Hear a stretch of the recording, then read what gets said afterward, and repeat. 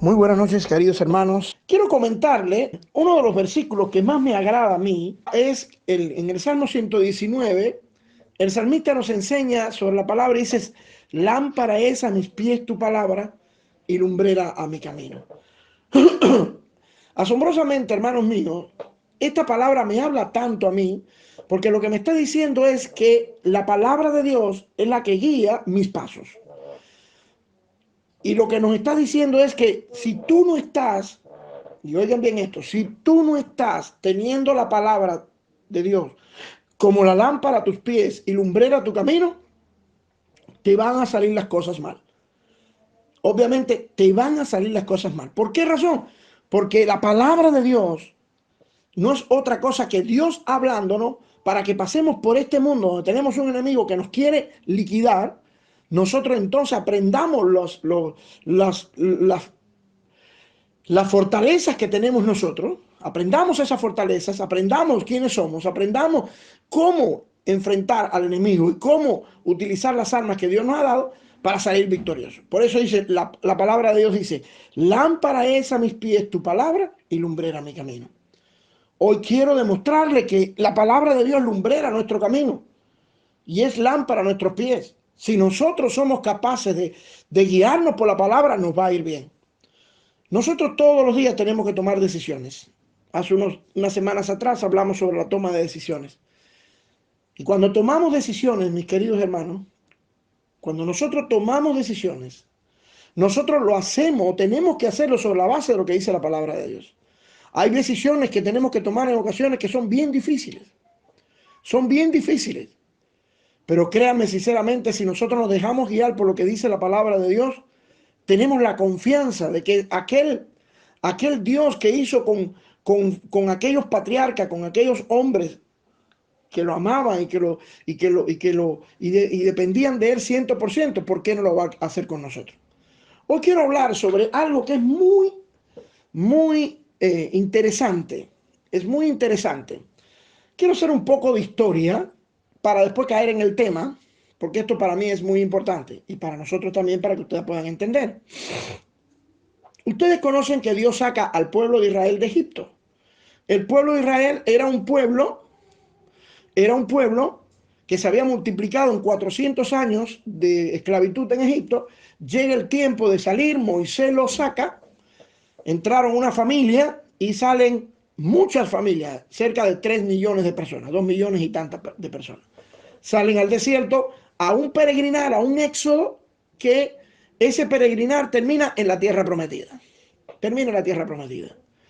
Y en el camino, que fueron 40 años, Dios enseña a este grupo de personas, a este grupo de esclavos recién libres, enseñan a someterse a un liderazgo de un Dios que no se ve, de un Dios que no se ve, y a un representante de este Dios que es Moisés.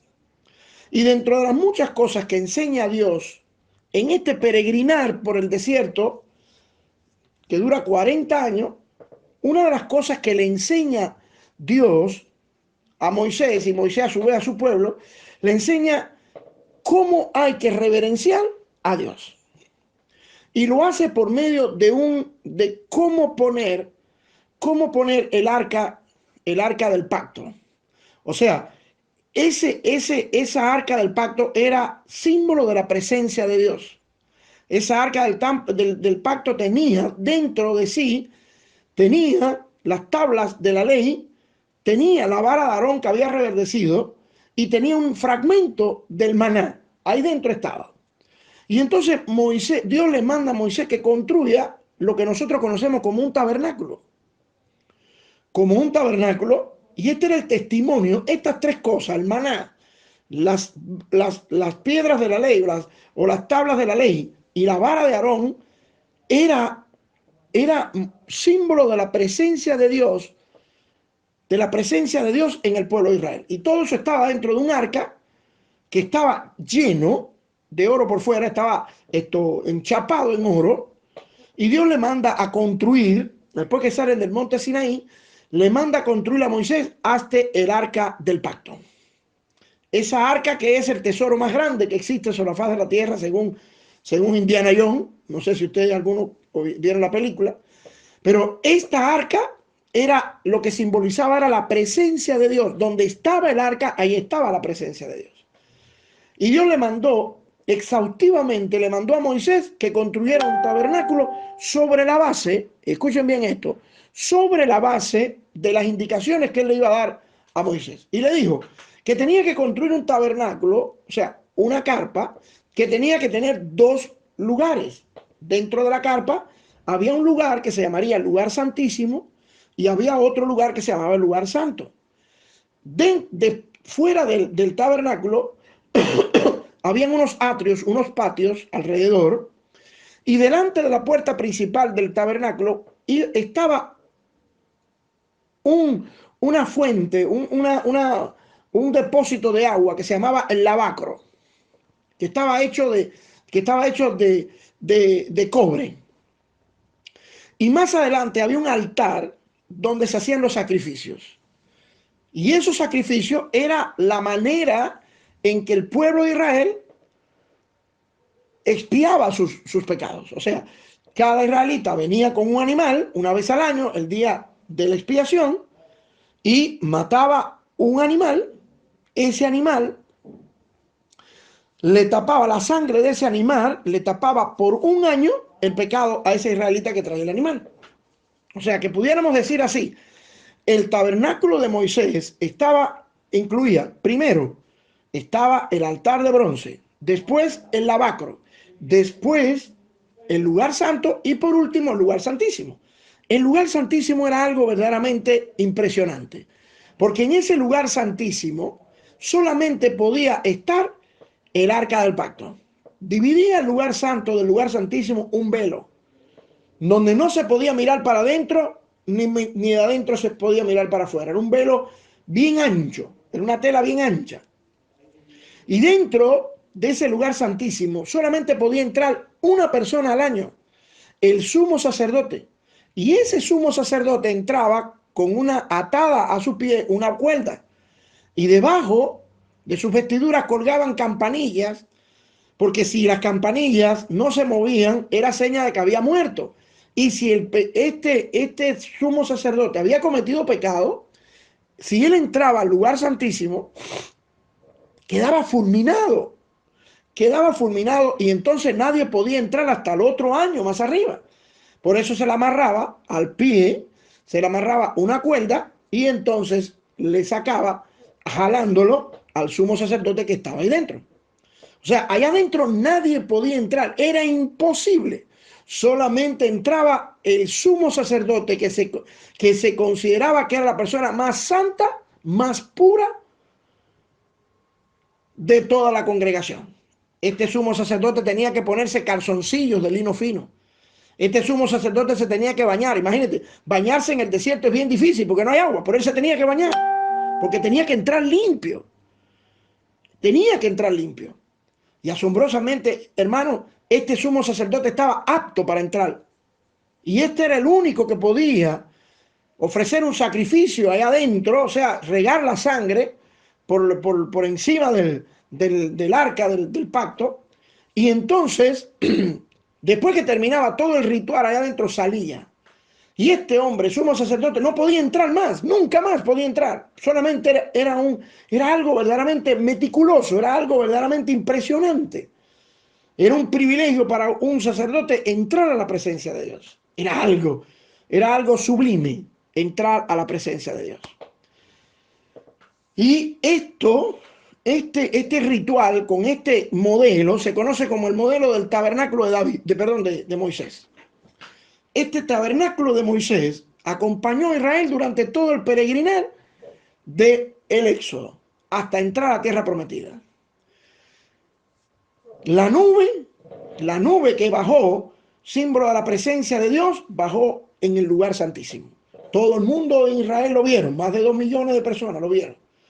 Dios hablaba con Moisés frente al tabernáculo. Moisés no podía entrar al lugar santísimo, solamente era el sumo sacerdote.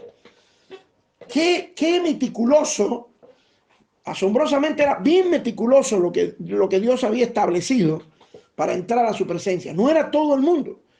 Nosotros comparamos, ¿por qué no era todo el mundo? Porque esta gente hablaban del Dios de Abraham, el Dios de Isaac, el Dios de Jacob, el Dios de Moisés, pero ellos no tenían posesión de ese Dios, ellos no decían, mi Dios. Ellos hablaban del Dios de fulano. Ellos no habían entendido quién era Dios. Se tenía una vaga idea. Se tenía una vaga idea de quién era Dios. Esta gente le temían a Dios porque Moisés le hablaba de Dios, sabía lo que había hecho Dios, conocían por medio de las historias de Moisés lo que había hecho Dios, y algunas habían visto cómo el mar rojo se abrió, habían visto cómo podían tomar agua en el desierto, habían visto cómo no se les gastaba la ropa, habían visto cómo el maná estaba todas las mañanas, menos el sábado por la mañana, menos el sábado por la mañana. O sea que verdaderamente, hermanos míos, era algo impresionante lo que ellos habían visto. Pero ellos no tenían esa aptitud de conocer a Dios y decir, este es mi Dios. También Moisés, este es tu Dios, pero también es mi Dios. Hoy tú y yo podemos decir, mi Dios, tu Dios es mi Dios. Podemos decir eso. Y durante todo este peregrinar, como les decía anteriormente, Israel fue caminando por el desierto durante 40 años y cargaba este tabernáculo. Los levitas, los descendientes de la tribu de Leví, cargaban este tabernáculo y cuando establecían, armaban el tabernáculo y comenzaban los rituales de la expiación y toda una serie de cosas.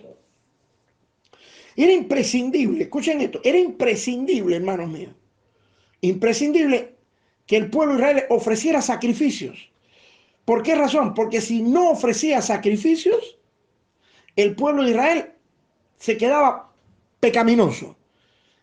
Una vez al año ellos tenían que ofrecer sacrificio para que la sangre del animal que mataban, esa sangre servía por un año, porque era de un animal. La sangre de Cristo nos dura a nosotros siempre, una vez y por todas, para que ustedes conozcan este problema de la muerte de los animales. Por eso a Cristo se le llamaba el Cordero Pascual, ¿entiendes? Como Cordero fue llevado al matadero, decían de Jesús, porque Él es el animal, Él tipifica, los animales tipificaban a Cristo, y la sangre de esos animales tapaban el pecado de la congregación de Israel por un año. Pero sin embargo, Cristo lo tapó por siempre. Se llama, ya no es expiación, es redención. Es quitar el pecado. Alabado sea el Señor. Y este Moisés era bien celoso de que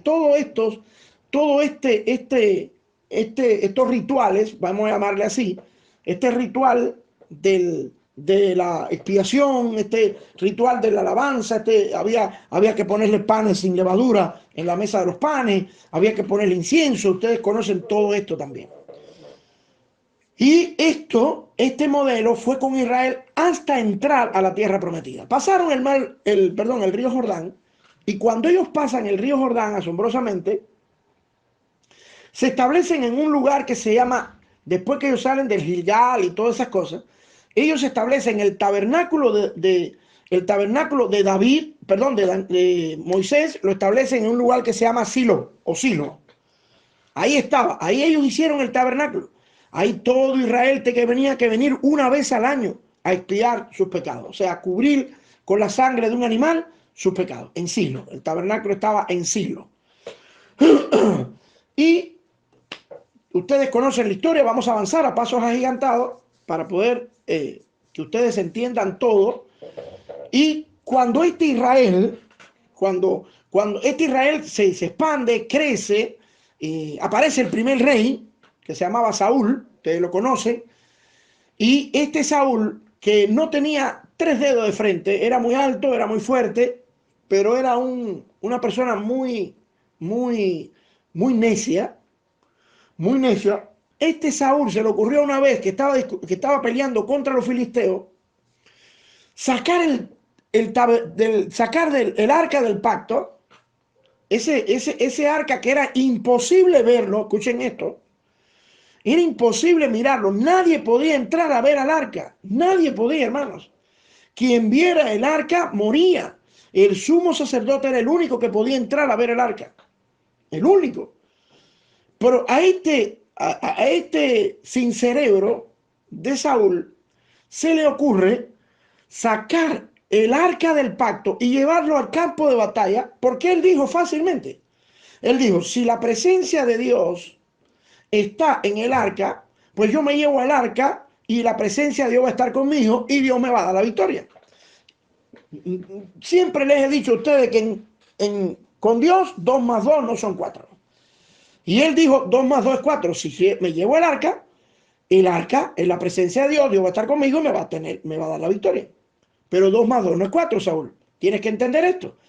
¿Por qué? Pero está fácil, me dirías Saúl a mí. Está fácil, míralo. No lo puedo mirar, ¿sabes por qué? Porque el arca no se puede sacar del lugar santísimo. Y Dios le había concedido a Saúl la condición de ser el rey. Y el rey es el que más manda. Fíjense, hay un detalle muy importante, que Samuel, cuando fue a elegir a Saúl para rey, se molestó mucho con el pueblo, porque el pueblo quería un rey. Ustedes conocen esta historia. Y Dios le dijo a Samuel, no llores porque no te han desechado a ti, me han desechado a mí.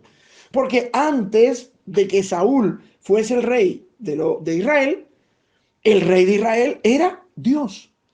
Es una teocracia. Una teo que quiere decir Dios y cracia, gobierno. O sea, un gobierno de Dios.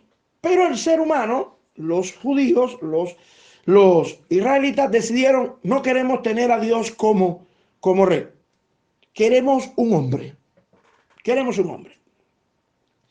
Y Samuel le buscó a Saúl. Y ellos dijeron, este esté perfecto, porque Saúl era alto, fuerte. Dice que nadie le ganaba en estatura a Saúl. Y Saúl era el rey, pero no tenía cerebro, como le dije el otro día, hace un rato. Y este Saúl hace esta barrabasada. Dentro de las muchas que hizo, cometió esta barrabasada. Como él era el hombre, era el rey de Israel, él saca el arca del pacto del lugar santísimo donde no podía entrar nadie, pero él lo manda a sacar, obviamente por levitas, que eran los únicos que podían tratar ahí.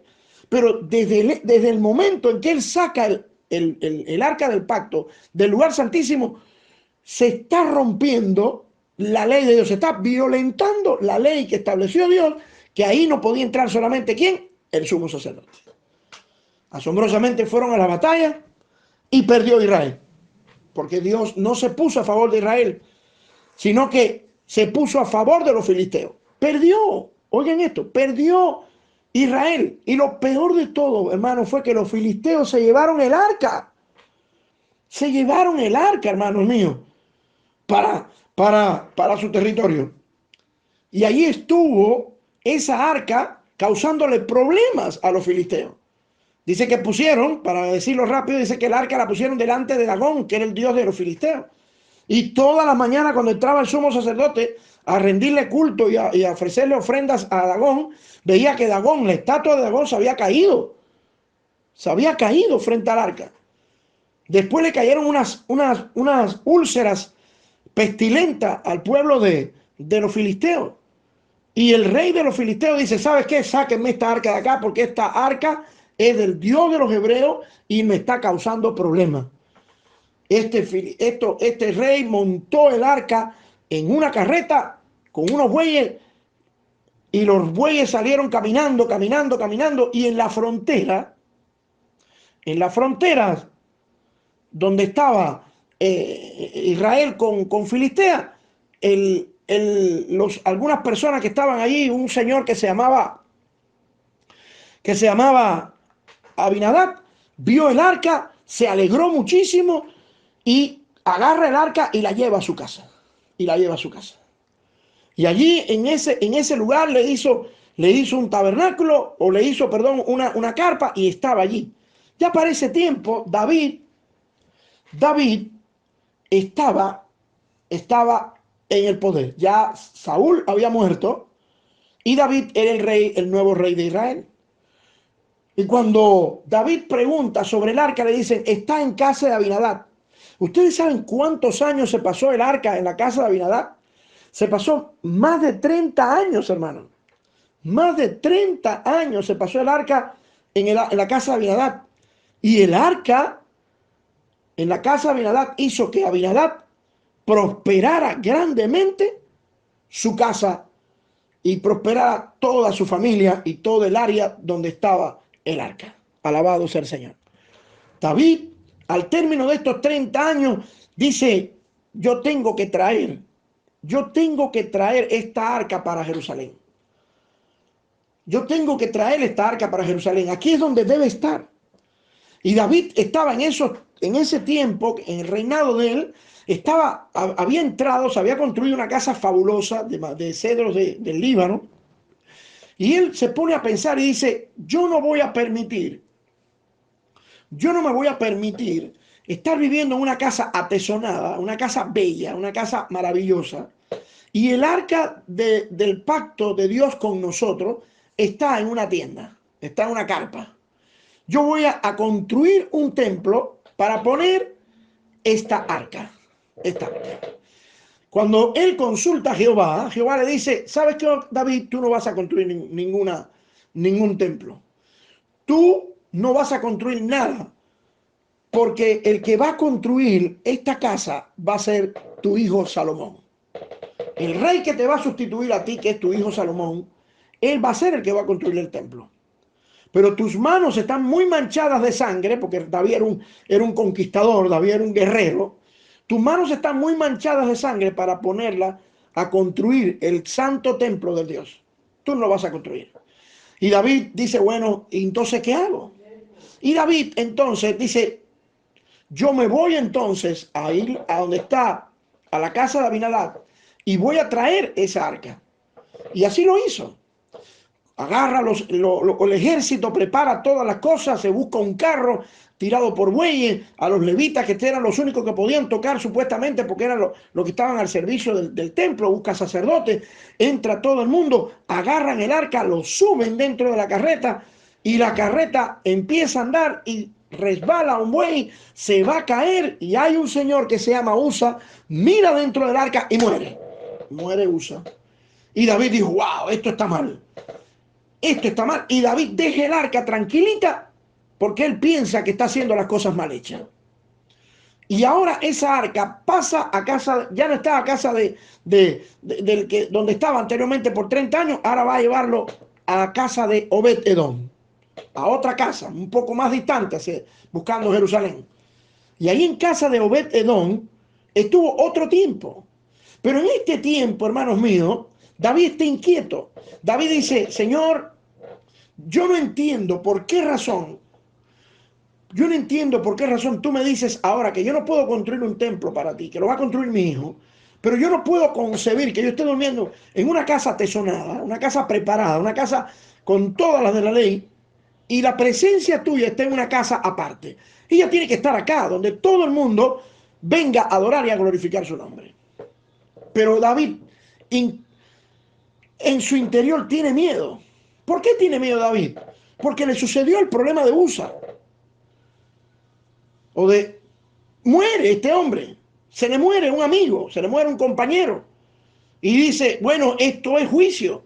Yo no puedo tocar esto, tengo que dejarlo donde está. Pero ahí David está en una encrucijada.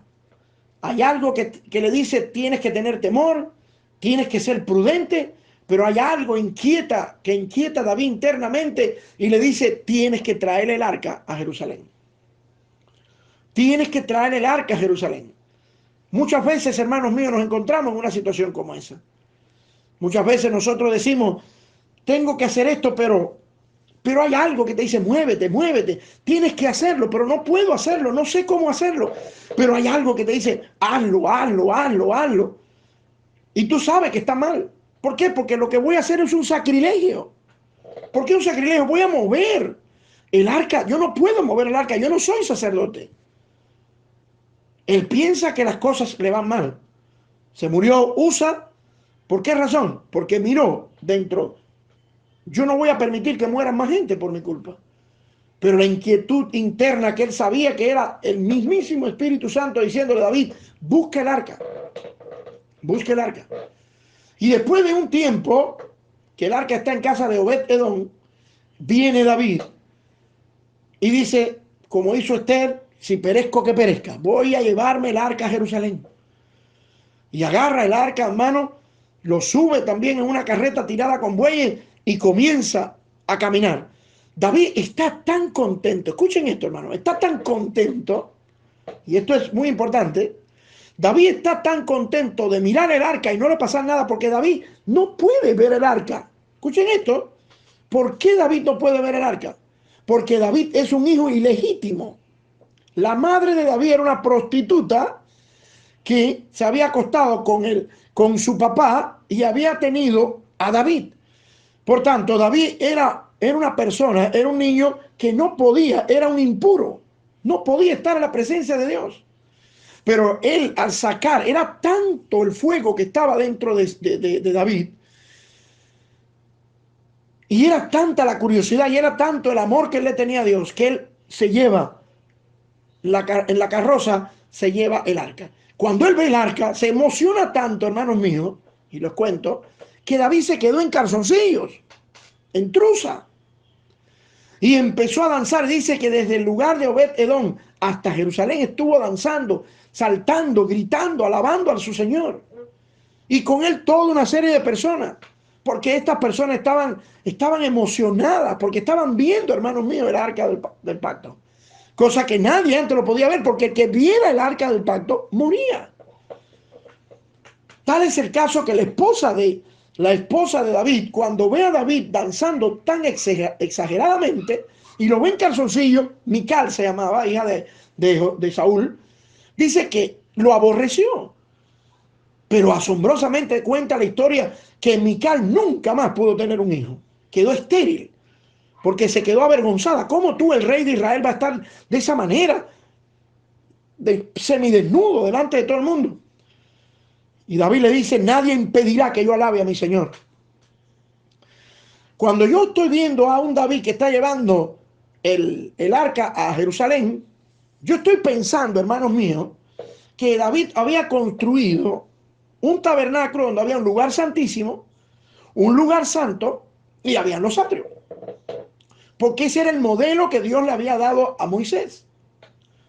Pero asombrosamente, y aquí viene el conflicto grande que muchas personas no entienden, aquí viene el conflicto de que David no pone el arca en ningún lugar santísimo, ni establece divisiones dentro. Él establece una carpa, yo me imagino con lienzos finos y demás, y él pone el arca a la vista de todos, de todo. Busca cientos de cantores, que dice la Biblia que día y noche entonaban cánticos, salmos al nombre de Jesús, al nombre de Dios, perdón. Era una alabanza continua en la presencia de Dios. Y todas las personas podían llegar aquí, a este tabernáculo de David, podían llegar a mirar el arca y alabarlo y a considerar la grandeza y la humillación. Dice que el pueblo se humillaba delante de la presencia de Dios. Y de ahí viene la frase, desde ahora me humillé ante la presencia de Dios. El pueblo de Israel ya no venía, hermano, ya no venía con animales. Ya no sacrificaba ningún animal para la expiación. Y David dice, yo no quiero que a Jehová se le ofrezca sacrificios de animales. Jehová necesita sacrificios de alabanza, sacrificios de humillación. O sea, en vez de venir con un animal a decir, me siento, voy a darte este animal, sumo sacerdote, para que mates este cordero. La sangre de ese cordero me va a limpiar, pero yo sigo siendo un sinvergüenza. Yo sigo siendo un sinvergüenza. Sigo siendo un ladrón, sigo siendo un estafador. Pero según la ley, yo traje este cordero y la sangre de ese cordero me expía mis pecados. Y estaba expiado. Asombrosamente estaba expiado. Pero David hace un cambio tan grande, hermanos míos. Y esto verdaderamente es bien osado, David. Porque si tú lo miras así, tú te puedes dar cuenta que lo que está haciendo David es un sacrilegio. Es un sacrilegio, ¿por qué? Porque David está cambiando la manera de adoración del pueblo de Dios. La está cambiando.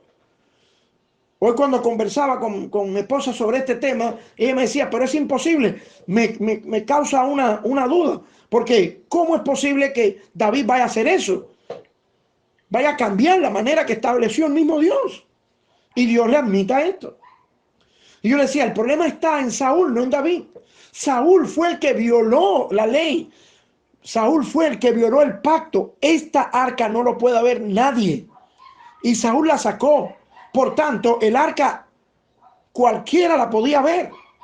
Bueno, y el caso de Usa, Usa miró dentro del arca y cayó. Pero Usa viene a chismear, viene a ver qué es lo que hay. Pero todas estas personas que están llegando al arca donde está el arca del pacto de Israel, esta gente no viene a chismear. Esta gente viene con un sacrificio de alabanza, con un sacrificio de oración, con un sacrificio de arrepentimiento. Esa gente viene donde está Dios y le dice, Señor, yo no soy digno. Yo no soy digno. Tú eres lo superior. Tú mereces lo más puro. Pero yo vengo delante de ti humillado. Humillado delante de ti para expresar mi arrepentimiento, mi adoración, mi pura adoración y mi alabanza a ti. Es diferente la escena. Usa miró dentro por chismoso. Ahora la gente está entrando al tabernáculo, o mejor dicho, a la carpa de David. Y ahí es la diferencia que se establece. ¿Qué diferencia hay entre el tabernáculo de Moisés y el tabernáculo de David? El tabernáculo de David, hermanos míos, era simple. Consistía solamente, no había que hacer sacrificio, no había lavacro, no había panes de las proposiciones, no había incienso, no estaba el candelabro, hermanos. David había puesto el arca del pacto delante de todo el pueblo, y lo que exigió es, cuando vengan a ver, vengan dispuestos a sacrificar alabanza, adoración, rendirse ante la presencia de Dios. Eso lo está. Si tú no quieres establecerte, si tú no quieres rendirte ante la presencia, pues no venga, no pasa nada. Pero todo el mundo que tenía que ver el arca tenía que venir en alabanza, en adoración, en humillación delante de Dios. Y esto es muy importante, porque eso es lo que quiere Dios. Eso es lo que quiere Dios. Y por eso, hermanos míos, Israel prosperó considerablemente. Los territorios de Israel se expandían. David ganaba batalla tras batalla. Y todo el mundo dice, pero ¿cómo es posible si David ha cometido un sacrilegio? No es un sacrilegio. El sacrilegio lo cometió Saúl. Saúl sacó el arca donde estaba. Y la vio, incluso lo vio hasta el enemigo. Y David está tratando ahora de venir, de poner el arca como el centro de la adoración y la alabanza a Dios. Porque es símbolo de la presencia de Dios. Las personas nunca más se preocuparon por traer un animal. Nunca más hubo sacrificios enormes. Nunca más. Nunca más. Y Dios se agradaba, oigan esto, Dios se agradaba de lo que estaba haciendo David. ¿Y por qué lo sabemos? Porque la casa de David prosperó. Prosperó considerablemente la casa de David. Y las personas cada día más podían entrar. Era un privilegio, hermanos. Oigan esto, era un privilegio. Ese pueblo que está viniendo ahora al arca, danzando, alabando al Señor, y que acompaña a los cientos y cientos de levitas cantando 24 horas, alabando al Señor por 24 horas, cantándole salmos. 24 horas, hermanos. Mañana, tarde, noche y madrugada. Uy, como se me parece a Rescatando Discípulos para Cristo. Se me parece a esos levitas todas las mañanas, todas las madrugadas, todas las tardes, todas las noches, cantando, alabando al Señor, glorificando a Dios. Y la gente venía a la presencia de Dios. Y la gente decía, yo no soy digno. Porque David era el primero que era indigno, era hijo de una prostituta. Y David venía y decía, yo soy indigno de entrar ahí, yo no tengo sangre real, yo soy un bastardo prácticamente. Yo soy el último de la cola de mis hermanos. Pero yo vengo acá a alabar a mi Dios porque Él es lo más grande que me ha sucedido. Estaba agradecido. Yo creo que ustedes conocen de lo que estamos hablando porque ninguno de nosotros somos dignos de estar en la presencia de Dios. Y por eso ustedes me entienden perfectamente. Y David convocó al pueblo entero. Y la gente decía, no puedo entrar. ¿Por qué no puedes entrar? Porque yo no soy un sumo sacerdote. Puedes entrar, pero no tengo animales para sacrificar. No tienes que sacrificar animales. ¿Cómo es eso? Lo único que tienes que hacer es que ir con un corazón contrito y humillado. La palabra de Dios me dice, un corazón contrito y humillado yo no voy a despreciar jamás. Alabado sea el Señor. Jamás. Y David convocó al pueblo y cada día la gente entendía quién era Dios. Se humillaban delante de Dios. Decían, Dios, tú eres lo más grande que puede existir. Y yo soy lo menos que puede existir. Pudiéramos hablar que fue un ápice de gracia dentro de la ley. Era un favor inmerecido. El pueblo prosperó, el imperio, el gobierno, el reinado de David fue notorio, su esplendor, sus victorias constantes. Y todo era porque David había metido al pueblo en una nueva dimensión de alabanza y de adoración. Y algunas personas decían, pero ¿cómo puede ser esto? ¿Cómo es posible que Dios pueda bendecir a David cuando él ha cometido un sacrilegio? Él ha sacado, y hay que decirle desde acá, desde el siglo XXI, decirle, no fue David el que sacó el arca, fue Saúl, y pagó por eso. David dignificó el arca. David le mostró al pueblo de Dios, a su pueblo, a Israel, que había una nueva manera de alabar a Dios, había una nueva manera de tener relación con Dios. Fue algo revolucionario.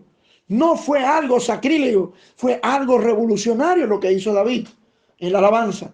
Nosotros cantamos hace mucho, cantábamos una canción que decía el tabernáculo caído de David. No sé si se recuerdan. Hoy en día lo levantamos. Es muy importante esto. Más adelante vamos a ver.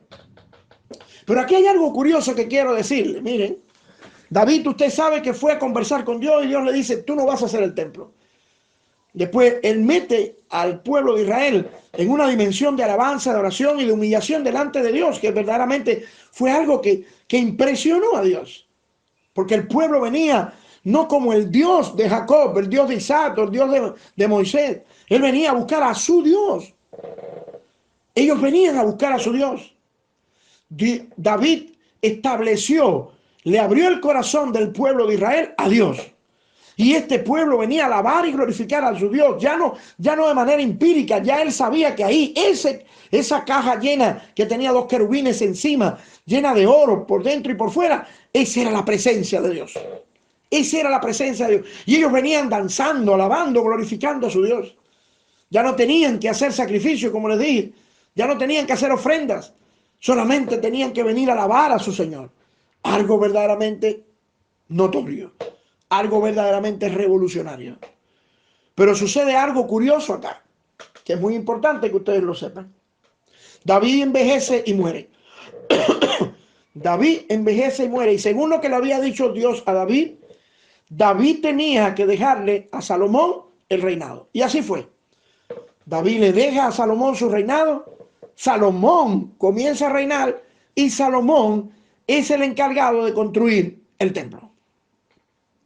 El templo para Dios. Ese templo maravilloso que David quería hacerle a Dios, que él le dijo, no lo vas a hacer tú. Tú no vas a hacerlo, lo va a hacer tu hijo. Y Salomón se dispone a hacer el templo. Yo me imagino que aplana un poco más la meseta, el altiplano del monte de Sión, y se dispone a construir la construcción, perdonando la redundancia, más fabulosa de esos tiempos de todo el mundo. Empieza a construir el tabernáculo de Dios, el templo de Jerusalén para su Dios. Pero lo curioso de esto está aquí, es que David, en este momento, Salomón tiene 2 opciones de hacer el tabernáculo. 2 opciones. La primera opción era el modelo de Moisés, que era el modelo que Dios le había dado a Moisés. Y la otra opción que tenía Salomón de hacer el templo, el modelo del templo, era la opción del tabernáculo dado por David, su padre. Y usted conoce, y yo también conocemos, que el modelo que escoge Salomón no es el modelo revolucionario de la alabanza de David, sino que escoge el modelo de Salomón.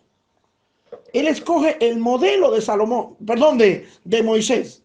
Ese es el que escoge Salomón, el modelo de Moisés, el modelo del lugar santísimo, el lugar santo. Él no escoge el modelo. Yo lo considero así.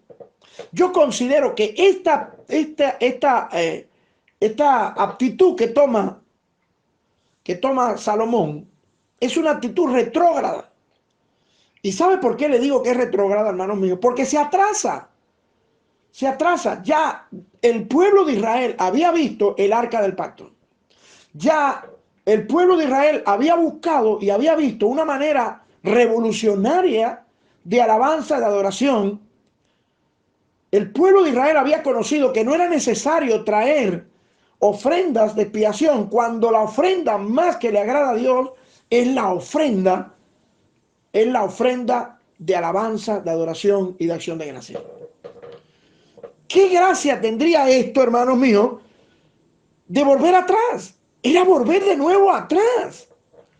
Cuando ya Dios le había dicho a David, lleva este paso adelante. Pero Salomón lo llevó atrás de nuevo. Y dentro de lo que hace Salomón en el templo de Jerusalén es crear un lugar santísimo. Ustedes conocen que ese lugar santísimo nomás que podía entrar el sumo sacerdote. Estableció el lugar santo, era algo bello, con marfil, con oro, con mármol. Era algo verdaderamente descomunal. Allí hizo un candelabro de oro.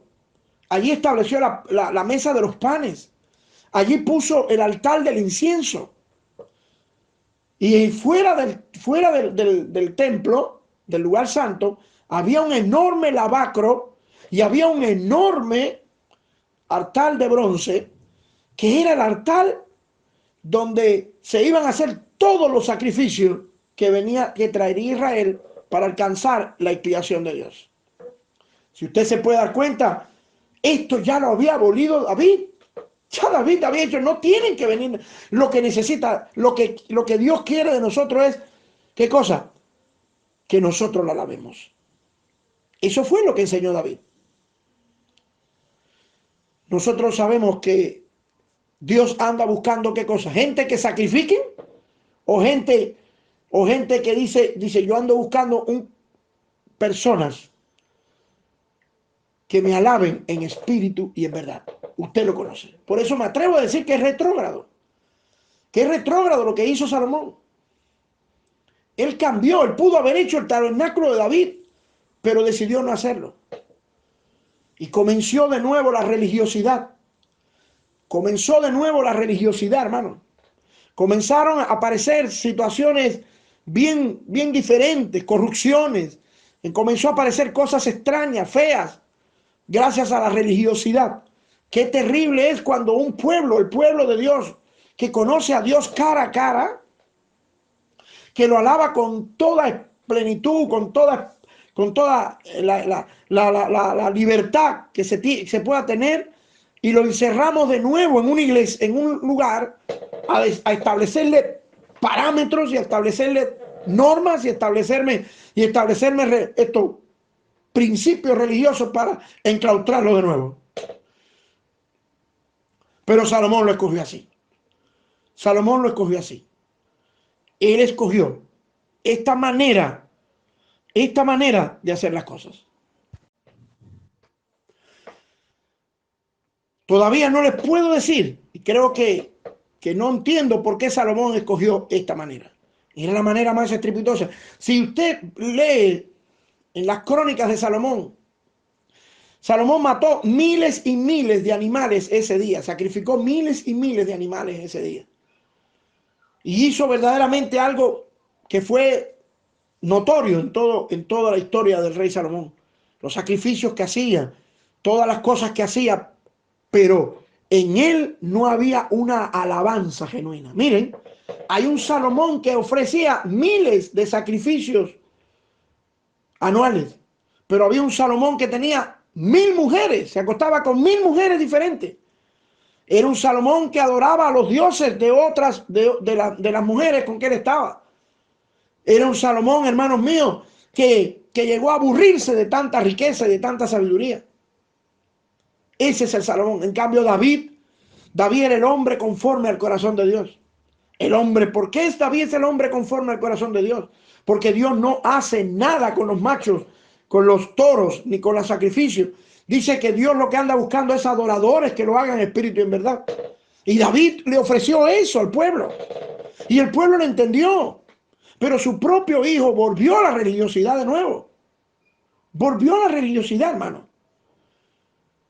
Qué terrible, vuelvo a repetirle, qué terrible es para una persona que haya conocido la plenitud de la alabanza y la gloria de Dios, después enclaustrarlo de nuevo en normas y en principios y en leyes que no llevan sino a esclavizar a la persona. Nosotros tenemos que entender, hermanos míos, nosotros tenemos que entender que después, cuando lo vimos en la historia, ese templo de Salomón, hermanos míos, ese bello templo de Salomón, fue destruido también. Fue destruido. Y después fue reconstruido de nuevo. Fue destruido por el rey de Babilonia, Nabucodonosor. Y después fue edificado por Esdras, como lo contamos el otro día. Y después fue destruido en el año 70 por Tito, un general romano. O sea que el templo de Dios fue destruido. El templo que hizo Salomón fue destruido. Lo reconstruyeron y volvieron a destruirlo de nuevo. Lo volvieron a destruir de nuevo. Me llama la atención que cuando Cristo, oigan esto, cuando Cristo muere en la cruz del Calvario, ¿usted recuerda qué fue lo que le pasó al velo del templo? Dice que se rasgó de arriba hacia abajo y quedando expuesto el lugar santísimo. Quedó expuesto, hermanos, quedó expuesto el velo del templo. Se rasga y queda expuesto el lugar santísimo. Pregunto, ¿no se te parece a esta rajadura que tiene el velo del templo de Salomón? Esa rajadura, ¿no se te parece al tabernáculo de David, donde todo el mundo podía entrar al lugar santísimo? Antes todo el mundo, solamente los sumos sacerdotes podían entrar. Cuando David entraba cualquiera. Y cuando Jesús muere, cuando Jesús le da yo diría la cereza del pastel de todo del evangelio, de la verdad, de la justicia de Dios, el templo de Salomón, que estaba dividido por un templo, por un velo, queda roto. Y la imagen que se ve no es la del templo, la del tabernáculo de Moisés, sino la del tabernáculo de David. La del tabernáculo de David. Y ahora todas las personas que estaban en el lugar santo podían ver el arca del pacto. Todo el mundo podía entrar al lugar santísimo. Ya no es el sumo sacerdote. Esa es la tipología de la rajadura del velo del templo por Jesús en la muerte. Asombrosamente, hermanos míos, hay grandes misterios y secretos acá. Pero Amós, que es un profeta del Antiguo Testamento, que todavía Cristo no había llegado, miren lo que escribió en el capítulo 9, versos 11 y 12. Dice Amós, refiriéndose a estos últimos tiempos: en aquel día yo levantaré el tabernáculo caído de David. Fíjense que Amós, que es el profeta de Dios, que está hablando de parte de Dios, está refiriéndose a los tiempos de hoy, a estos tiempos que tú y yo estamos viviendo, la época de la gracia, y dice que en aquel día yo levantaré el tabernáculo caído de David. Señor, entonces, ¿tú siempre estuviste con David? Claro que estuve con David. Yo voy a restaurar el tabernáculo caído de David. Yo lo voy a restaurar. ¿Cómo lo restauró? Cuando Cristo muere, se raja el velo, queda expuesto el lugar santísimo y ahora todos podemos entrar al lugar santísimo. Antes nadie podía orar a Dios directamente. Tenía que ir a donde estaba el profeta. Hoy tú y yo decimos Padre en el nombre de Jesús. ¿Por qué? Porque eso fue lo que enseñó David. David enseñó el tabernáculo que no tenía límites, que era un tabernáculo que no había lugar santo ni lugar santísimo, y que no había ningún sacrificio. Los sacrificios que se hacían eran sacrificios de alabanza, sacrificios de adoración, sacrificios de acciones de gracia. Era lo que había que hacer. Eso lo estableció David. Y Dios está hablando proféticamente por medio de Amós. Y dice, en aquel día, refiriéndose a los tiempos cristianos, después de Cristo, en aquel día yo levantaré el tabernáculo caído de David y cerraré sus portillos, miren, y levantaré sus ruinas y lo edificaré como en el tiempo pasado, para que aquellos sobre los cuales es invocado mi nombre posean el resto de Edom y a todas las naciones, dice Jehová de los ejércitos. Hermano, es impresionante, y yo quiero que se concentren en el conflicto que tenía David. Voy a traer el arca a Jerusalén, y tuvo miedo, tuvo temor, porque hay veces que uno tiene que tomar decisiones, hermanos míos. Uno tiene que tomar decisiones que son decisiones bien difíciles, pero tú sabes que hay algo internamente que te dice, hazlo que yo estoy contigo. Y tú dices, pero no sé si será Dios, no seré yo, no será mi carne que me está hablando. Y en ese conflicto estamos, en ese dilema estamos. Pero ahora, oyendo la profecía de Amós, dice, en aquel día yo levantaré el tabernáculo de David caído y cerraré sus portillos y levantaré sus ruinas y lo edificaré como en el tiempo pasado. O sea, ¿quién fue el que le dijo a David que levantara el templo, el tabernáculo de él? Fue Dios, hermano. Pero David tuvo temor. O sea que esa inquietud, ese bichito que le estaba comiendo David por traer a Jerusalén el tabernáculo y establecer, romper los paradigmas del tabernáculo de Moisés, era cierto, era el mismísimo Dios que lo estableció. Ahora me doy cuenta, hermanos míos, que lo ortodoxo no es válido. Y eso fue lo que le pasó a Salomón, por ser ortodoxo, por ser conservador. No, mi padre David hizo un sacrilegio, pero mira las consecuencias. La bendición era grande, la gente estaba conociendo a Dios de verdad. Mira las consecuencias de esto, Salomón. Pero Salomón decidió escoger la parte antigua, lo ortodoxo. Lo ortodoxo. No fue a la revelación de Dios, fue lo ortodoxo. No es que fuera pecado hacer el tabernáculo de Moisés, pero ya había pasado, ya no era el tiempo para construir el tabernáculo. Y tal es el caso que ese tabernáculo que hizo Salomón fue destruido unos años después. Y después fue reconstruido, pero después otros años más volvió a ser destruido. Hasta hoy día que no hay tal tabernáculo. No hay templo. Israel no tiene templo. Y en el lugar donde estaba el templo de Jerusalén hay una mezquita musulmana, la mezquita de Omar.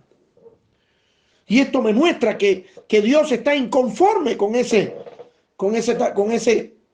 templo. Y no es que sea pecado, vuelvo a repetir, porque Salomón hizo todo lo que hizo y la presencia de Dios lo bañó, lo cubrió. Pero quiero decirte que muchas veces, hermanos míos, nosotros tenemos que tomar decisiones que tú crees que son decisiones sacrílegas, pero son decisiones que Dios te está diciendo. En aquel día levantaré el tabernáculo caído de David. Yo cerraré los portillos y levantaré su ruina. Y lo edificaré como en tiempo pasado. Fue Dios el que te mandó a David. Él tenía temor, sí, pero dijo, lo voy a hacer. Y Dios lo respaldó. Esto se me parece mucho a lo que estamos haciendo nosotros. Nosotros tuvimos una crisis. Israel tuvo una crisis. David tuvo una crisis. ¿Cuál fue? El tabernáculo no estaba en Jerusalén. David tenía que continuar. Tenía que hacer las cosas correctamente. Pensó, valoró. Fue a la ortodoxia. Y veía que no funcionaban las cosas. ¿Por qué? Porque el templo, porque el arca no estaba en el lugar santísimo, estaba afuera, estaba en la casa de los filisteos. Y después se pasó 30 años, hermano, 30 años fuera del lugar santísimo. Pero David sabía que tenía que estar en un tabernáculo para él, porque la gente necesitaba ir a adorarlo. Lo sabía. Hasta que le picó el bichito y se la llevó y dijo, voy a hacerlo en el nombre de Dios. Y lo hizo. Y luego nos enteramos en esta profecía de Amós, de que el que le puso el bichito a David dentro fue Dios. Y lo edificaré como en el tiempo pasado. Es Dios el que edificó el templo, el tabernáculo de Jerusalén. La tienda de David. Fue Dios el que lo hizo. Que el Señor les bendiga.